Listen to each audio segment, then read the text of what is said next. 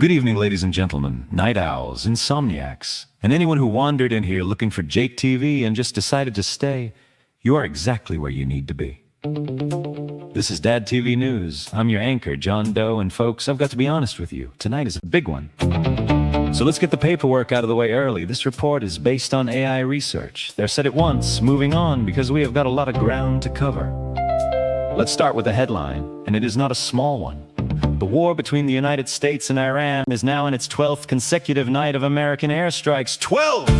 That's longer than most of you have kept a New Year's resolution. The ceasefire agreement signed back in June in Islamabad, the one everybody hoped would hold, is, as of this broadcast, effectively dead. Iran's government says it has suspended its commitments entirely. The White House says the mission continues. Somewhere in the middle of that is the truth, and Dad TV News is going to walk you through it calmly, clearly, and without picking a side, because that's what separates us from cable news and YouTube bullshit. President Trump has drawn a very specific line in the sand, or perhaps I should say in the strait, vowing that for every ship Iran strikes in the Strait of Hormuz, the United States will destroy an Iranian bridge or power plant in return.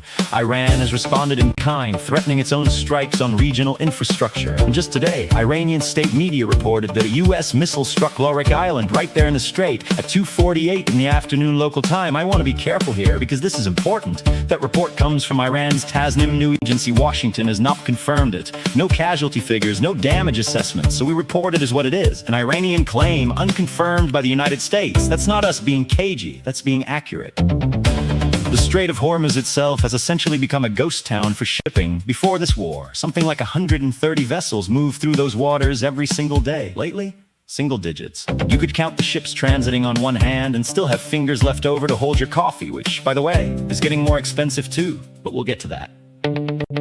Now let's talk numbers, because numbers don't lie, even when everybody around them is shouting. Defense Secretary Pete Hegseth told the Senate this week that the war has cost the United States $37.5 billion. The Pentagon is now asking Congress for another $67 billion on top of that. 18 American service members have died since fighting resumed, with roughly 100 more wounded. On the Iranian side, their own health ministry reports at least 53 people killed and nearly 600 injured since early July.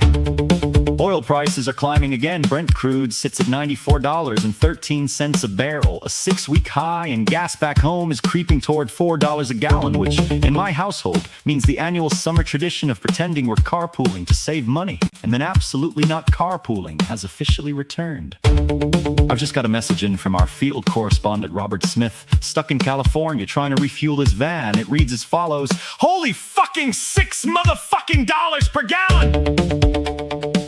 Thanks, Robert. Apparently, it's not $4 everywhere. Let's check in on the diplomacy corner, because believe it or not, folks, talking is still happening. Even if it's happening quietly, Qatar, Oman, and Pakistan continue working behind the scenes to get both sides back to the table. There's a critical deadline looming. The 60-day window from that June ceasefire agreement expires around August 17th. Mark your calendars. That date could either bring this thing back from the brink or push it somewhere much worse.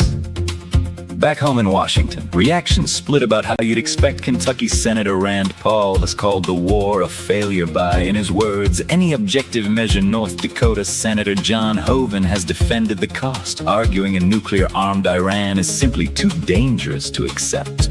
And the American public?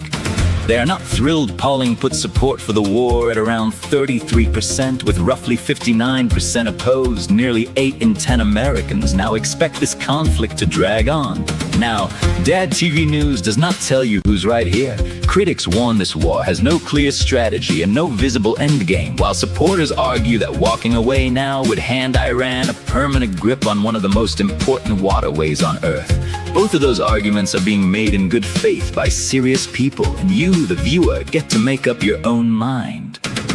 Internationally, the reaction has been swift. The United Kingdom has pulled embassy staff out of Tehran. The State Department has issued a worldwide caution and ordered non-emergency personnel out of the UAE and Kuwait. The United Nations Secretary General is pleading for a return to negotiations. Russia is calling the operation an act act of aggression. China says it's deeply concerned while officially remaining neutral in Gulf states like Saudi Arabia, Bahrain, and Kuwait, several of whom have had their own infrastructure hit by Iranian strikes, are asserting their right to defend themselves. It is, in a word, tense. In 2 words, very tense. Now here's a story that doesn't get nearly enough airtime. Iran's supreme leader is a man named Mojtaba Khamenei, who took over back in March after his father was killed in the opening strike of this war. Here's the strange part. Nobody has actually seen him in public since his statements come through television broadcasts, social media posts, even what some analysts believe may be AI-generated video that has fueled no shortage of speculation about his health, his location, even whether he's fully in control. Nobody outside Iran's inner circle actually knows for sure. And Dad TV News isn't in the business of guessing. We're in the business of telling you what's confirmed and flagging clearly what isn't. And then there's the big one looming over everything, a heavily fortified, deeply buried site the Trump administration has nicknamed Pickaxe Mountain. Believed to be connected to Iran's nuclear program, the president has said the US will hit it, quote, pretty soon.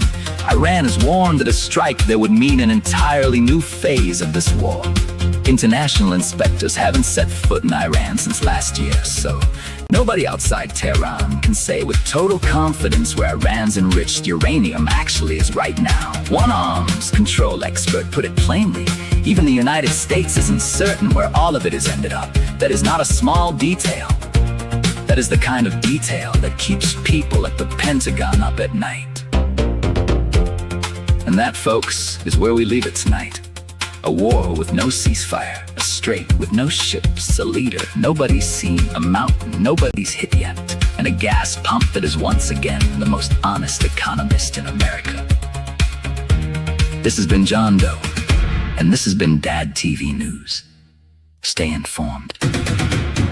Good night.